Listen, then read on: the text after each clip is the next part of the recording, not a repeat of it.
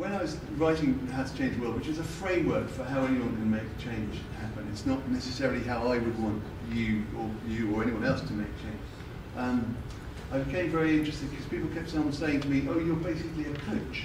And at the time I was very much thinking of myself as a journalist, so I slightly resented that. And to be perfectly honest, I thought, because I'm coming from journalism, which is quite a cynical universe, I thought, coach sounds a bit wanky. And I didn't really like the idea of it at all. But then I thought, no, actually, it turns out, when I'd done some research, I was being a bit like a coach. And so I got really interested in working with a coach. A woman who is a coach said, sorry, I'm totally messing up the microphone situation. It's fine. And she was training as a coach. She said, John Paul, can I be your guinea pig? Is that good? And so I said, yes, I'll be your guinea pig. And it's because I really respected her. But I didn't expect much from it. Anyway, we were having these conversations about what I might like to do in the world and with creative projects and so on. And one day, there was a session, we had about 3 or 4 minutes left, and she said, what else? And because she'd studied English and I'd studied English, she said, have you ever thought of writing a novel? And I said, yes, I did, actually. I pretty well wrote most of a novel once. I wrote this whole thing. It's all about Queen Anne. She said, don't tell me what it's about. Tell me about writing a novel. I said, what do you mean? She said, do you want to finish the novel? And I said, yes. And I was quite surprised to hear myself say that, but yes, I did want to, having stopped some years before. And then she said, when will you write it? And I said, I'll start on Monday. And she said, when will you finish? And I said, well, I've got about an eighth of the book still to go, October. And she said, okay, great, how will I know that you've done it? I said, I'll send you a photograph of the manuscript. And she said, okay, I know you'll do that, time's up. And so I went off and I wrote the book. But at the same time, I was experimenting with theatrical improvisation, which is one of the things that I do and I'm really excited about. I love improvisation because you don't have to do any bloody writing. And absolutely, you're fine. You just get up on stage, you work with each other in a collaborative way, and you're absolutely fine as long as you look after the other person who's on stage with you, and you know that they'll look after you. So I don't have to try and be good, because I know they'll make me look good, and I'll try and make them look good, and so then we're fine. Everything's fine if you take that position. Very, very restful. But the only thing that isn't restful is you're constantly anxious about, am I being good yet? As soon as you start worrying about whether you're being good yet, you're not being good. As soon as that happens, you know you're not being good. So it's a really good training to work in theatrical improvisation. Stop worrying so much about whether you're being good yet, or just go, oh look, I'm worrying about, am I being good? Let's just carry on anyway. And notice that you're worrying and then get on with it. So I became very attuned also to my inner critical voice, which says, oh, they didn't like that bit. Well, that bit worked. And I got really, really interested in this process of collaboration. Brilliant. I wanted to do more and more. So I was working with my friend Fenella, the coach, and I had another session with her. And I said, you know what, Fenella, what would be really cool? Now I've started on this novel, this historical novel, set in the 1700s. It'd be really cool if I could actually work with the improvisers that I know, who I'm working with. That'd be really great. And they could do some of the scenes in the book. And she said, will you? Which was like a classic coaching thing. Instead of talking around the houses around it, she said, will you? And I went, oh, fuck no. So yes. And so she said, well, when are you going to? I said, and then I had the fear, and the fear said things like, oh, why would anyone want to do that? You know, and that's what my critical voice was saying. And she said, well, what does it take just to ask them? And I said, I suppose, yeah, no, fair enough. And she said, what are you offering them? And I said, well, I suppose it's a chance to play. They don't have to come. I'll give them some food. You know, it's all right, and they don't have to stay long either. So I booked a community centre, and we had a room, and we played scenes from my book.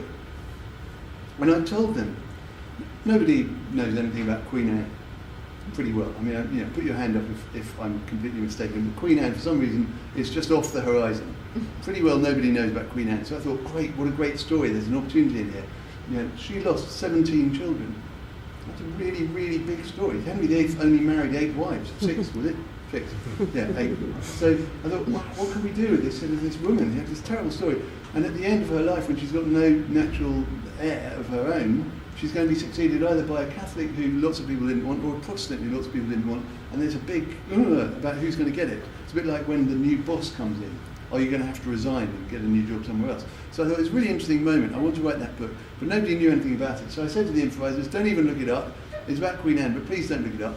And they came along, and they didn't know anything, and it was so amazing. What we generated on that day was just fantastic, and it taught me that everyone is abundantly creative and brilliantly capable of telling any story, as long as you can create the moment and create the safety and the willingness.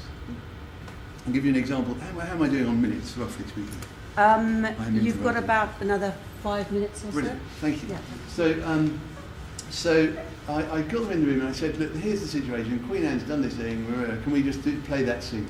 I wanted to find out what the backstory was of my characters from years before the book actually takes place. And then we played it, and we played it with... So one of them's an actor from Denmark who'd come to London especially to do this thing, and there was me worrying that no one would want to do it. Amazing, you just have to ask. So we played that scene several times. We played it with different mixtures of who's on stage being what. So at one point, I was the young woman married to the king who was played by a woman. It didn't really matter. So I was the queen in that scene, and another time I was something else. We kept playing different versions. It was really true. It was really interesting how honest and true it could be. And sometimes I'd go, yeah, brilliant, because that confirms my choices that I've already made for my characters. And sometimes I'd go, no, but it could be like that, and that's fine. And they all said I could use any of the things that we generated in the space. Yeah, it'd be nice if I acknowledged them in the book. So we did that. One of the things that really alerted me to the true creative magic that's possible was that some of the people in the room weren't sort of professionals. They didn't do this stuff much. They'd never done it before. And at certain moments we would pause a scene, because some of them were very good and they'd been at RADA and they were proper actors. And they would say, pause, and so we'd all be pausing in the moment, and then she'd say, I want you just to keep mumbling whatever words your character in that moment would be mumbling, whatever they are. So we're all standing in and pretending we're ignoring each other and muttering. So Queen Anne's saying, oh my God, I can't trust my husband, whatever it was all really good. And then someone over here is muttering stuff, and it was all really good. And it had this incredible power that was very, very raw, very, very, very real. I can't think of a better word for it. And it was all just generated all in one day. So I went away and typed up loads of stuff. I was very excited. I wanted to honour the work that my friends had done. So what I decided to do was to stick their faces on the 1700s portraits of the characters in my book. So it's kind of weird hybrid. Look, some people might think, what a horrible thing, but hard cheese to them, because I quite like it. And so I put their faces of these modern people in the book. And then I thought, how can I make this more? What more can I do with it?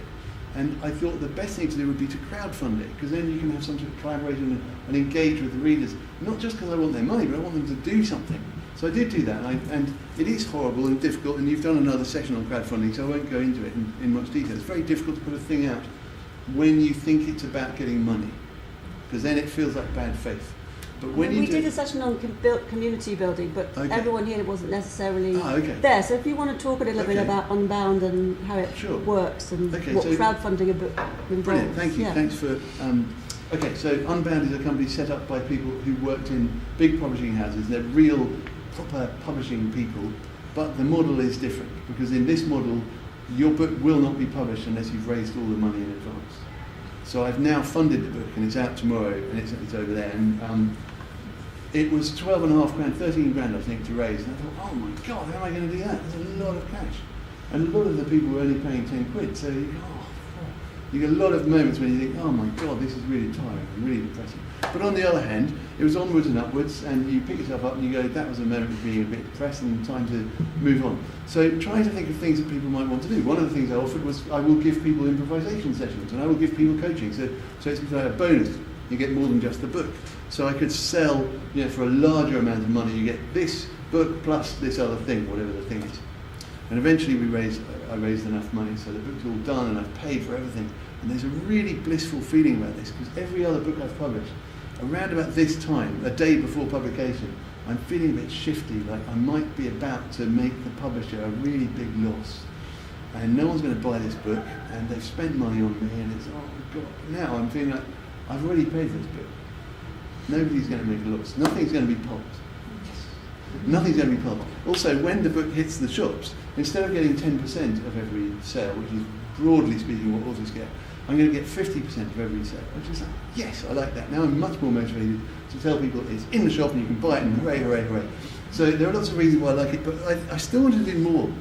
So one of the things that happens with Unbound, you've got this very long drag when you're raising the money, and I'd written most of this book years ago, and I'd finished the whole book kind of at least a year ago, but I thought there's still more I could do. I could write about the process of the things I've told you, and more, lots of the things involved in it.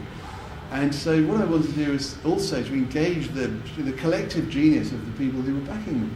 They probably didn't think they were a genius. I know now that some of them didn't think that they were a genius, but I thought there might be something in there, because I really like to allow people to do what they want to do. I told you I'm into people changing the world the way they want to do. So I sent out a message to all my backers, and I had more than 200, maybe 300, something like that at that point. I said, would anyone like to read my manuscript? Just give me some comments. Tell me what you like, and tell me if there's something that could do to make it better. Do you like more? Simple as that. Two very simple things. What do you like? What would you like even more?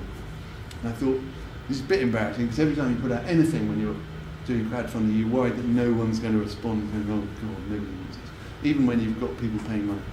Or me, I'm saying you, but I mean me. And so I put the thing out and I said, does anyone want to do this? And I thought I might get a couple of people, and I did get a couple of people, and then I got a third and a fourth and fifth, and I thought, wow. And I didn't say stop until I had 25. They're all around the world, and I was like, oh, shit, 25 of these people, really cool. So I used this website called lulu.com, where you can upload a PDF. Did somebody just hum? Okay. You upload a PDF and it turns it into a book. So I bound the book, 25 copies, sent them all around the world, and then gave these people a deadline, 1 month. That's fair enough. It's quite a short book. And then they came back with all these comments, and it was so lovely and brilliant. I've never seen anyone do anything like this before. I'm sure someone has, but I just haven't seen it because I'm so dim and I've got my blinkers on. But I've never seen any other author going out to ask the readers who've already bought the book to review the manuscript. And so many of them. And I got 48 cracking quotes for the back of the book from real people who've actually read it. I really liked that. And so I thought, that's good. That was the bit about what do you like. And it was also really lovely to have, how many That's minutes? fine. Yeah. Oh, right. Okay. You're going to lob something at me when it's time. Okay, so I thought what was really also delicious was the kinds of comments and the help that I got from people. The things that I'd said they'd like more. So some of them I just didn't agree with, and it's completely fine, because it is my book. And they offered something and I don't know. But one woman made actually an observation that made me think, I'm going to write the last 5 pages completely differently. So she, absolutely, a woman called Nicola Carr, she made a suggestion, the last 5 pages wouldn't have happened without her. Then other people made some really, really brilliant suggestions. Like, I didn't think I liked this character when he did this thing, so what if you change it a bit? And another one, there's a poisoning incident in the book. And they said, I think it's a bit implausible, but this would happen. And then this guy who sent the email saying, that it was implausible, a couple of days later he sent another message saying, I've been cycling around Oxford, I've come up with a solution, what you need to do is, and I did his solution, took it straight in. So well done to him, that's Philip Stewart. And so there are all these brilliant suggestions. It was so nice, it's so relaxing not to have to be the sole presiding genius over a work of art. It's so tiring to think that it's all about you. It's not all about me. I can say this book is so about so many other people that I can say with great cheer, it's the best book ever. And I would never say that if it was all about me, but I really loved the process of doing it. I loved the fact that people have engaged.